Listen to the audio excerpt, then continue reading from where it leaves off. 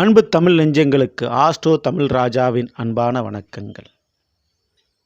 இன்றைய பதிவில் கண்ணீரும் கவலையும் எல்லோருக்கும் இருக்கத்தான் செய்யும் கஷ்டம். அது எப்பொழுது தீரும்? யாராவது நமக்கு தோள் கொடுத்துட மாட்டாங்களா, ஹெல்ப் பண்ணிட மாட்டாங்களா, நம்ம கஷ்டத்தை தீர்த்திட மாட்டாங்களா அப்படின்னு எல்லாருமே நம்ம எதிர்பார்த்து கொண்டு இருப்போம். அப்படிப்பட்ட விஷயம் மூல நட்சத்திரத்தில் பிறந்தவர்களுக்கு, தனுசு ராசி மூல நட்சத்திரத்தில் பிறந்த உங்களுக்கு உங்களுடைய கஷ்டத்தை கண்ணீரை துடைக்கப்படும் இவர்களால். ஸோ அது யார் என்னன்றதை இந்த பதிவில் பார்க்க போகிறோம். பதிவை ஃபுல்லாக பாருங்கள். நம்ம சேனலை மறக்காமல் சப்ஸ்கிரைப் பண்ணி வச்சுக்கோங்க. மேலும் நம்மளுடைய சேனலில் மூல நட்சத்திரத்திற்கு ஆளும் ரகசியம் மற்றும் 2024 வருடத்துடைய புத்தாண்டு பலங்கள்லாம் பதிவிட்டாச்சு. நம்ம சேனலில் போய் பார்த்து நீங்கள் பயனடைஞ்சுங்க. மறக்காமல் நம்ம சேனலை சப்ஸ்கிரைப் பண்ணி வச்சுக்கோங்க. கூடவே தர்ற பெல் ஐக்கானை ப்ரெஸ் பண்ணி வச்சுக்கோங்க. தனுசு ராசி என்றாலே எப்பொழுதுமே ஒரு நல்ல ராசி. ஏன்னா காலப்புருஷ தத்துவப்படி 9ஆம் வீடாக வரக்கூடியது.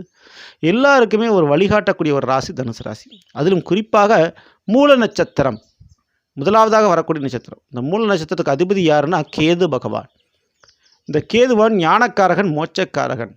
ஒருத்தருக்கு நல்ல ஒரு புத்தியை கொடுக்கக்கூடிய ஒரு கிரகம் குரு. அதுக்கு அடுத்து கேது தான். அதுலேயும் கேது ஒரு படி மேல்.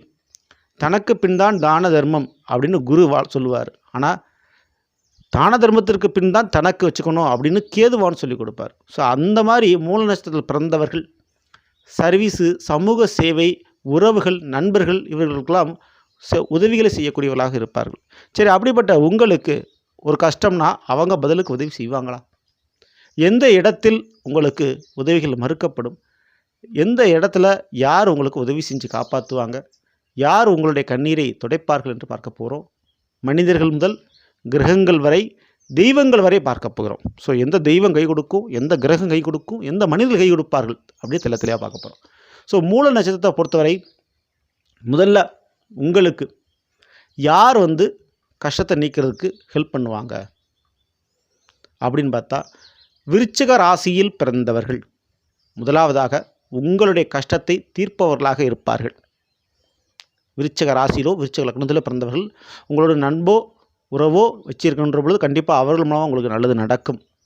அடுத்து மேச ராசியில் பிறந்தவர்கள் அல்லது மேச லக்னத்தில் பிறந்தாலும் பொருந்தும். அடுத்து சிம்ம ராசி, சிம்ம லக்னத்தில் பிறந்தவர்கள். ஸோ இந்த 3 ராசி லக்னத்தில் பிறந்தவர்கள் உங்களுடைய கஷ்டத்தை நீக்குவர்களாக எப்பொழுதும் இருப்பார்கள். ஸோ அவர்களை நம்பி நீங்கள் பல விஷயங்கள் செய்யலாம், தப்பே கிடையாது. ஸோ இதில் ரிஷபராசி மற்றும் ரிஷப லக்னத்தில் பிறந்தவர்கள் மூலமாக உங்களுக்கு உதவிகள் மறுக்கப்படும். ஸோ அவர்கள் விஷயத்தில் மட்டும் நீங்கள் கொஞ்சம் கவனத்தோடு நீங்கள் இருந்து கொள்ள வேண்டும். சரிங்களா? இதில் மட்டும் கவனத்தோடு இருந்துங்க. அடுத்து கிரகங்கள் என்று எடுத்துக்கொண்டால், ஸோ மூல நட்சத்திரத்தை பொறுத்த வரைக்கும் இந்த சுக்கிர பகவானும் சனி பகவானும் கொஞ்சம் பகை கிரகங்களாக வரும். அப்போது 7.5 சனி நடக்கின்ற பொழுது இந்த தனுசு ராசியில் பிறந்தவங்களுக்கு கொஞ்சம் பாதிப்பு அதிகமாக இருக்கும்.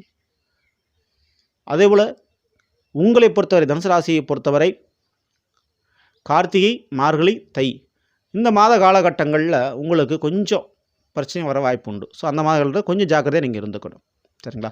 கிரகங்கள் அந்த காலகட்டத்தில் உங்களுக்கு சரியில்லாமல் இருக்கும். ஓகேங்களா? இது எப்போவுமே பொருந்தமான ஒரு விஷயம். சரிங்களா? இதற்கு அடுத்து தெய்வங்கள் என்று எடுத்துக்கொள்கின்ற பொழுது கண்டிப்பாக மூல நட்சத்திரம் பிறந்தவங்க கேது பகவானை வழிபாடு பண்ணணும், முன்னோர்களை வழிபாடு பண்ணணும், ஜீவசமாதி வழிபாடு பண்ணணும். உங்களுக்கு ஒரு பிரச்சனை கஷ்டம்னா ஜீவசமாதி வழிபாடு பண்ணுங்கள். குறிப்பாக உறவில் பாட்டி, தவறிய பாட்டி, முன்னோர்களுடைய வழிபாடு கண்டிப்பாக பண்ணுகின்ற பொழுது நீங்கள் நினைத்த காரியம் தடையின்றி நடக்கும். ஸோ இந்த விஷயமெல்லாம் உங்களுக்கு ஒரு கஷ்டம் தான் உங்களுக்கு மீட்டெடுக்கும். சரிங்களா? ஸோ இந்த மாதிரி ஒரு விஷயத்தை நீங்கள் பயன்படுத்துங்க. சரிங்களா? ஸோ தனுசு ராசி மூல நட்சத்திரம் பிறந்தவர்களுக்கு இந்த பதிவு நிச்சயமாக பயனுள்ளதாக இருக்கும்னு நினைக்கிறேன். பிடிச்சிருந்தால் லைக் பண்ணுங்கள். மேலும் உங்கள் நண்பர்களுக்கும் உறவினர்களுக்கும் இந்த மறக்காமல் ஷேர் செய்யுங்க. மேலும் அடுத்த சந்திப்போம். நன்றி, வணக்கம். அன்பு தமிழ் நெஞ்சங்களுக்கு ஆஸ்ட்ரோ தமிழ் ராஜாவின் அன்பான வணக்கங்கள்.